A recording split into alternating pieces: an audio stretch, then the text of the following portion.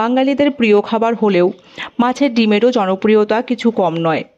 মাছের ডিম সকলের বেশ পছন্দের একটি খাবার এবং এই ডিম দিয়েও রকমারি পদ রান্না করা হয়ে থাকে। আর যদি সেই মাছের ডিম হয় ইলিশের, তবে তো আর কোনো কথাই নেই।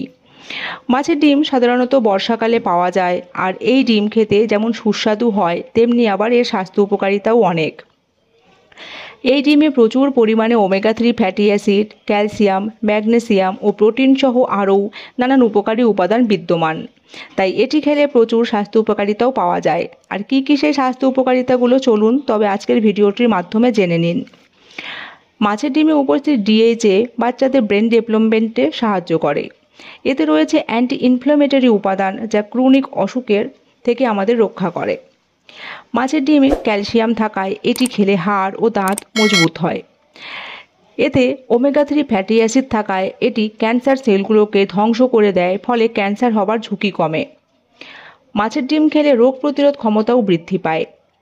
ওমেগা-3 ফ্যাটি অ্যাসিড থাকায় মাছের ডিম আমাদের হার্টকেও সার্বিক দিক থেকে সুস্থ রাখে।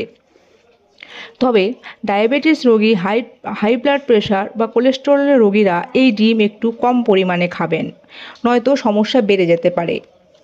আর আজ এই পর্যন্তই। ভিডিওটি ভালো লাগলে লাইক, কমেন্ট ও শেয়ার করবেন এবং চ্যানেলটিকে সাবস্ক্রাইব করতে ভুলবেন না। সকলে ভালো ও সুস্থ থাকবেন। ধন্যবাদ।